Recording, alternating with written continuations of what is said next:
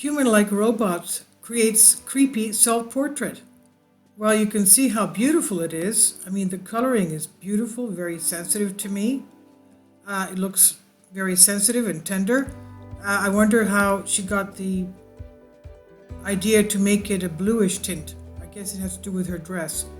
Now, or maybe she sees everything blue, I don't know. The paintings question the role of artificial intelligence in human society. This is by Harry Baker on Life Science.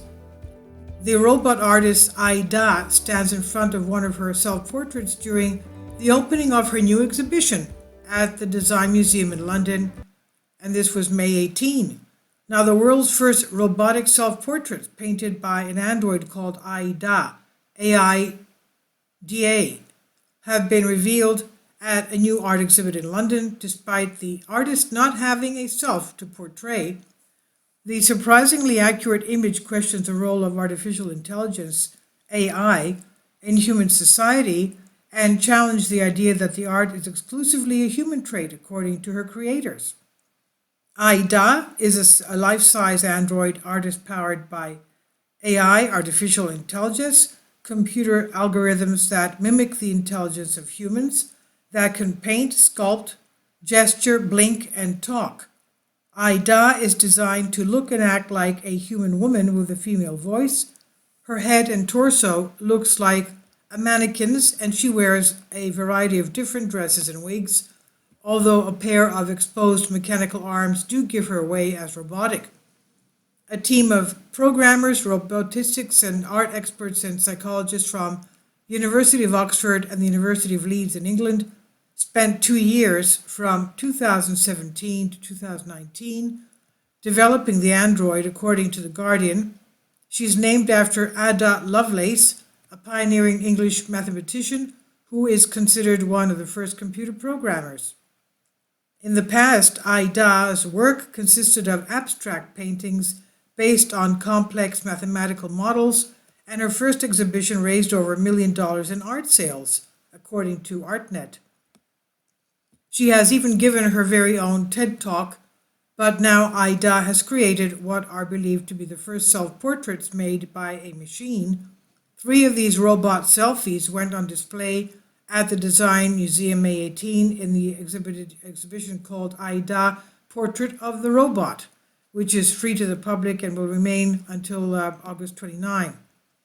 Now, the images are meant to unsettle Aidan Meller, the gallery owner behind the creation of Ida, told The Guardian.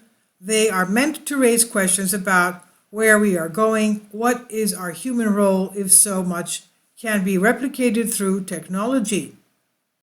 These are 3 more of her self-portraits, but to me these look more like photographic negatives or something. I don't know if she has that type of a technology where she is able to stamp photographic-like things onto her face. I have no idea. But even her eyes look very expressive here. Very surprising. But anyway, going on with this, these are the self-portraits created by Ida on display at the Design Museum. Now, robot selfies. Ida's new self-portraits are a combination of constantly updated AI, inbuilt programming, and advanced robotics.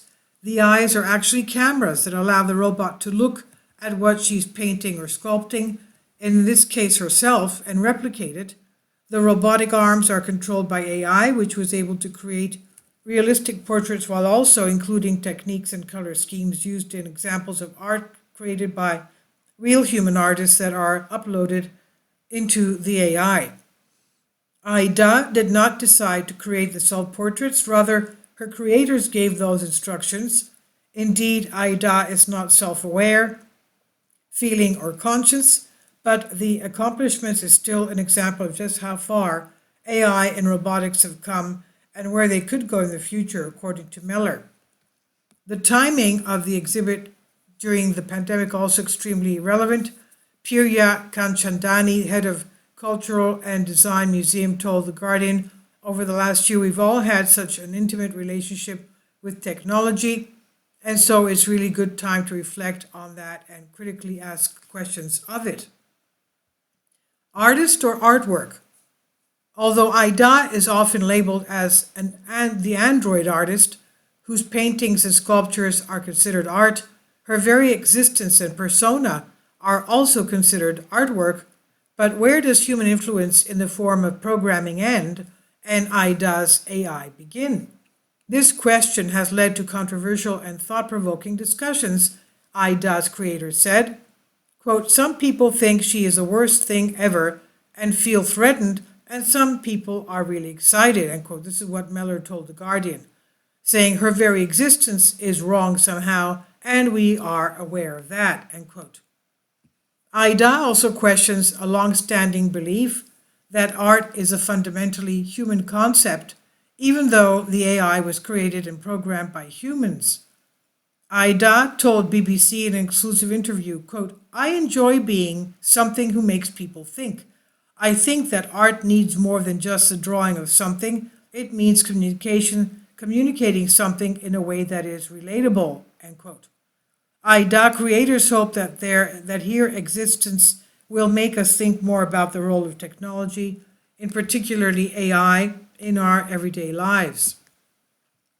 If Ida does one important thing, it would be to get us considering the blurring in human-machine relations. Lucy Seal, project researcher for Ida, told BBC Science Focus magazine, and she said, and encouraging us to think more carefully, more slowly about the choices we make for our future. This is on Life Science by Harry Baker. Please leave your comments. Thank you for your support.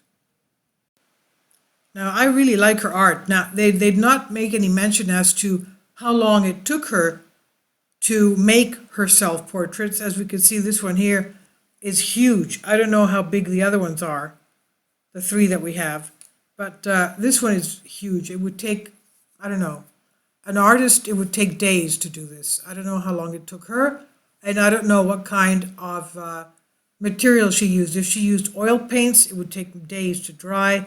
If she used acrylics, of course, it would take hours to dry. So please leave your comments, and thank you for your support.